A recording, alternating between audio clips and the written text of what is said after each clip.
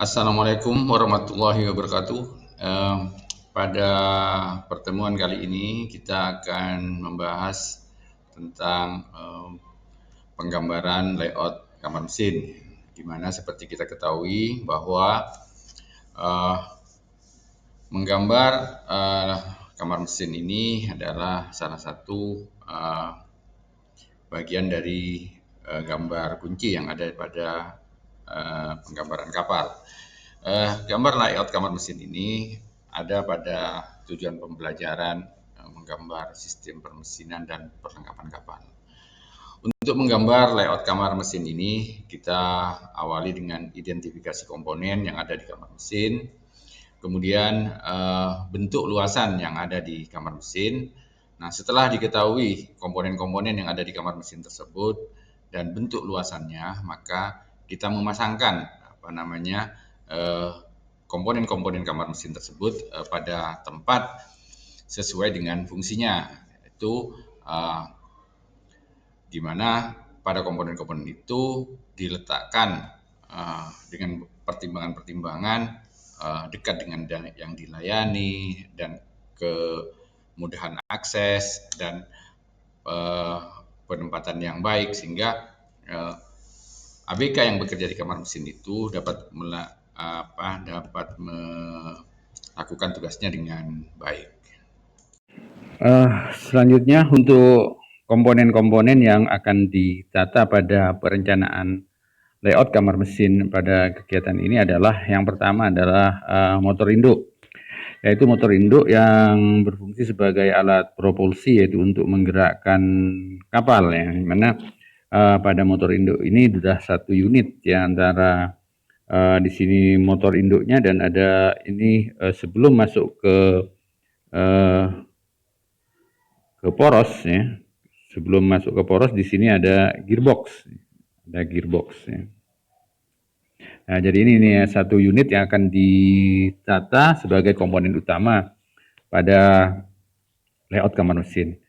Kemudian berikutnya ada motor bantu, yaitu kita menggunakan motor bantu 250 kVA 1200 rpm, di mana motor bantu ini jumlahnya ada dua ya, jadi minimal biasanya pada sebuah kapal memang ada dua, di mana di situ akan dihitung. Jadi kalau misalnya kapal tidak beroperasinya tidak maksimal, kebutuhan listriknya bisa menggunakan satu, tetapi pada saat beban-beban puncak bisa dua-duanya digunakan.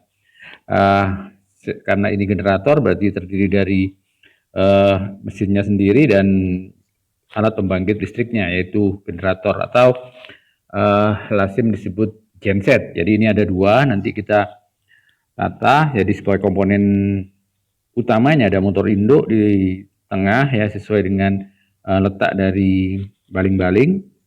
Kemudian motor bantu ini biasanya diletakkan di kiri kanan ya, di kiri kanan, di mana si setiap jarak dari antara komponen-komponen ini tetap bisa dilewati dan beraktivitas untuk mengoperasikan ya, mesin-mesin yang ada di kamar mesin. Pompa dinas umum ya, General Service Pump ya. General Service Pump ini nanti pada perencanaan ini ada dua ya, nanti ada dua General Service Pump. Nah, ini digunakan untuk kebutuhan-kebutuhan yang misalnya memasukkan dan mengeluarkan air balas, kemudian sebagai untuk pompa pemadam kebakaran dan seterusnya. Jadi General Service Pump ini biasanya diletakkan di dekat si chest, kemudian untuk melayani, artinya untuk didistribusikan ke tangki-tangki balas yang ada di kapal. Jadi dia bisa memasukkan air laut dan sekaligus juga mengeluarkan air laut dari pipa dan pompa yang sama. Kemudian selanjutnya adalah pompa air tawar ya. Pompa air tawar ini digunakan untuk ngambil fresh water tank dari tangki air tawar ke seluruh pemakaian yang membutuhkan air tawar. Jadi biasanya dari fresh water tank itu diletakkan di sebuah tangki di belakang biasanya ya, di after peak ya, di belakang, kemudian dipompa untuk baik itu ke dinas hariannya ataupun langsung ke tempat-tempat pemakaian menggunakan pompa air tawar. Kemudian selanjutnya adalah pompa bahan bakar. Ini pompa bahan bakar ini nanti sesuai kebutuhan. Kira-kira ada 2 yang dimana untuk menaikkan bahan bakar dari tempat penyimpanan fuel oil tank biasanya diletakkan di alas ganda, itu dipompa ke daily tank ya, pompa harian, dimana dari tangki harian itu didistribusikan ke baik itu penggunaan untuk mesin induk maupun mesin bantu. Baik, selanjutnya ada pompa kompresor ya, nanti pompa kompresor. Nah, ini pompa kompresor ini adalah untuk mengisi dari botol udara stat. Jadi pompa kompresor ini bisa untuk botol udara stat, di mana botol udara stat itu digunakan untuk menstart ya Kak, mesin kapal. Jadi seperti kita ketahui mesin kapal yang BHP-nya sangat besar itu penggunaan statnya tidak menggunakan motor listrik, tetapi menggunakan udara bertekanan tinggi yang dimasukkan ke dalam ruang bakar sehingga torak itu bisa bergerak dan mesin kapal bisa berjalan. Kemudian ini botol angin, sehingga kalau secara penempatan ya berarti botol angin itu pasti harus dekat dengan kompresornya. Kemudian dari botol angin ini digunakan untuk menghidupkan motor induk, yaitu dari dasar. Nah, botol angin juga biasanya ada juga pada layout ini ditempatkan sebagai untuk botol amonia, yaitu jadi di depan dekat dari sekat kamar mesin ya, biasanya tergantung kebutuhannya. Nah, kemudian di kamar mesin juga biasanya ada separator, yang separator itu yang berfungsi untuk menyaring bisa bahan bakar yang dari tempat penyimpanan sampai ke, supaya dia keluarnya ke mesin itu dalam keadaan bersih, maka harus disaring ya dengan separator. Begitu pula dengan minyak lumas. Kemudian ada cooler ya, cooler atau pendingin. Nah, pendingin itu bisa untuk fresh water cooler. Jadi kalau di motor induk itu jika menggunakan pendinginan tertutup, maka cooler ini bisa tempat pertukaran panas ya antara air tawar dengan air laut. Jadi air tawar itu mendinginkan mesin, sementara air tawarnya didinginkan oleh air laut. Jadi jadi komponen-komponen yang ada di kamar mesin kira-kira pada tugas kali ini yang akan kita letakkan, bagaimana kita posisi cara meletakkan komponen-komponen itu di area dari kamar mesin sehingga didapatkan penempatan yang benar, sehingga anak buah kapal tetap bisa melakukan aktivitas dengan baik ya di kamar mesin. Baik, setelah komponen-komponen yang akan ditata di kamar mesin itu kita identifikasi, maka langkah selanjutnya adalah kita menentukan areanya, yaitu langkah-langkah selanjutnya adalah kita menentukan areanya. Area kamar mesin itu seperti apa? Nah, dasar yang kita gunakan adalah dari kita harus tahu data dari gambar rencana garis. Jadi seperti kita ketahui, pada gambar rencana garis itu merupakan gambar yang menunjukkan bahwa potongan kapal secara melintang, potongan memanjang secara sejajar garis air, maupun potongan memanjang sejajar dengan bidang tengah kapal. Jadi kalau di rencana garis ada seperti ini ya, ada body plan, ada shear plan, dan ada hull bit plan ya.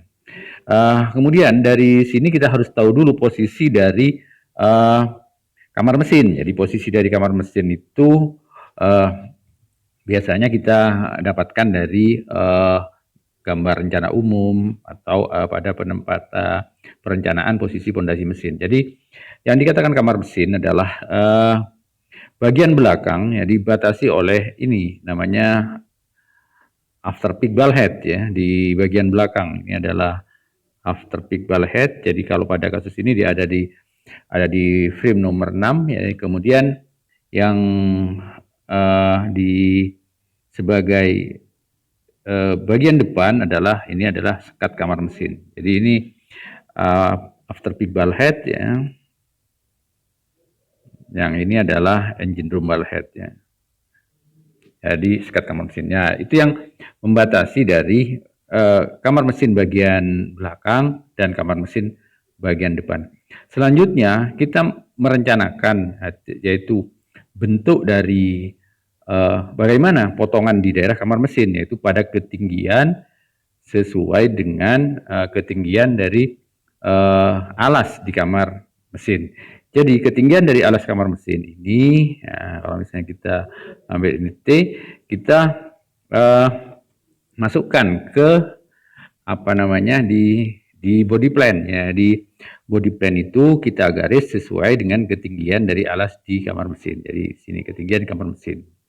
Kita pasangkan ketinggian di kamar mesin. Nah, kalau misalnya daerah kamar mesin itu adalah seperti tadi disampaikan adalah dari after peak bulkhead, misalnya dari sini sampai dengan engine room bulkhead, berarti areanya kamar mesin kita itu adalah pada dari frame nomor 1 sampai ya ini karena station ya tadi di frame. Jadi ini adalah area kamar mesin. Nah, kemudian dari sini berarti kita bisa pasangkan berapa. Ini kalau kita besarkan. Misalnya pada frame nomor 1, pada station nomor 1 lebarnya berapa? Pada station nomor 2, nah ini lebarnya berapa? Pada station nomor 3, nomor 4, nomor 5 dan seterusnya pada daerah ketinggian di kamar mesin. Nah,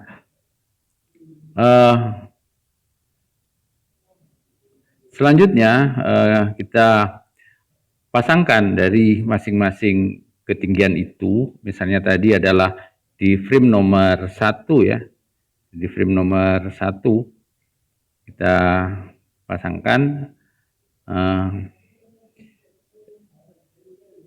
lebarnya berapa, nah, pasangkan. Frame nomor 2 berapa, frame nomor 3 berapa, frame nomor 4 berapa, frame nomor 5 berapa, dan seterusnya. Sehingga kalau ini dihubungkan, maka itulah area dari kamar mesinnya. Kemudian di bagian atas kita juga pasangkan pada daerah main deck ya, bagian atas ini ada namanya main deck. Main deck. Pada daerah main deck. Jadi pada daerah main deck kita juga harus melihat di posisi dari main deck ini. Nah, kemudian kita lihat juga lebarnya berapa, station 1, station 2 dan seterusnya. Nah, ini kita pasangkan di daerah main deck ya. Jadi station 1 lebarnya berapa, station 2 berapa, station 3 berapa dan seterusnya. Nah, kemudian ini dipasangkan di gambar. Berarti dua area ini adalah potongan memanjang sejajar garis air pada daerah ini adalah daerah kamar mesin, jadi alas kamar mesin. Nah, ini adalah pada daerah geladak. Sehingga dari situ akan kita dapatkan gambar seperti ini. Jadi gambar seperti ini. Jadi nanti dari gambar itu akan kelihatan bahwa ini adalah pada posisi alas, yang ini adalah pada posisi geladak. Jadi kita sudah mengetahui areanya. Jadi area kamar mesin kita adalah seperti ini ya. Ini adalah dari daerah dari alasnya, ini dari alas, dan ini adalah pada daerah geladaknya. Dan ini dari di after peak bulkhead tadi bagian belakang, kemudian dari sampai dengan engine room bulkhead di bagian depan. Nah, area ini yang kita tata layoutnya nanti, di mana pada bagian karena gambar kita kapal kita adalah posisi baling-baling di sini, dan nanti akan ada transmisi porosnya. Nah, kita berarti harus meletakkan kamar mesinnya itu di tengah sini ya, di tengah ini kamar mesin kita, dengan asumsi bahwa mesin ini diletakkan di tempat yang paling belakang. Tujuannya apa? Agar transmisi dari propeller sampai dengan ke gearbox itu tidak terlalu panjang, sehingga kerugian poros atau kehilangan daya akibat poros ya, lossesnya itu bisa diperkecil. Nah, akan tetapi jangan sampai, jadi ini nanti akan kita ada jarak minimal ke sini. Jadi jangan terlalu ke belakang sehingga tidak bisa dijadikan akses orang untuk lewat di sini, sehingga juga tidak boleh terlalu ke belakang sehingga menyulitkan orang yang akan lewat. Nah, baru kemudian diantaranya komponen utamanya dipasangkan. Setelah ini adalah motor induknya, baru kemudian di sebelah kiri kanan itu biasanya dipasangkan adalah motor bantunya. Di sini adalah dipasangkan gensetnya. Jadi dipasangkan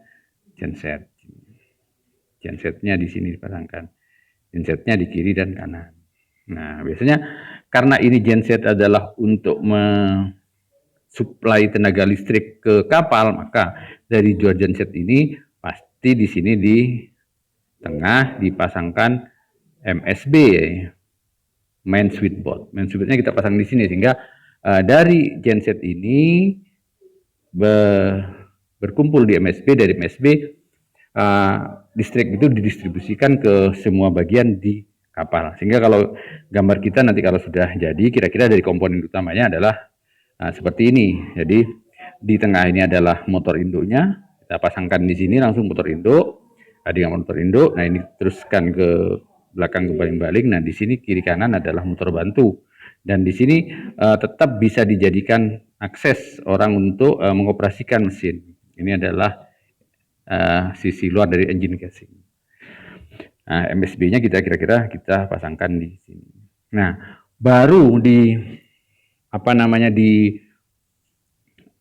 antara tempat-tempat kosong ini dipasangkan komponen-komponen lain ya, komponen-komponen yang tadi sudah disampaikan di depan adalah misalnya pompa untuk pompa dinas umum, general service pump. Nah, biasanya di sini karena di sini ada C-chest kiri kanan, maka biasanya general service pump kita pasangkan di sini, general service pump.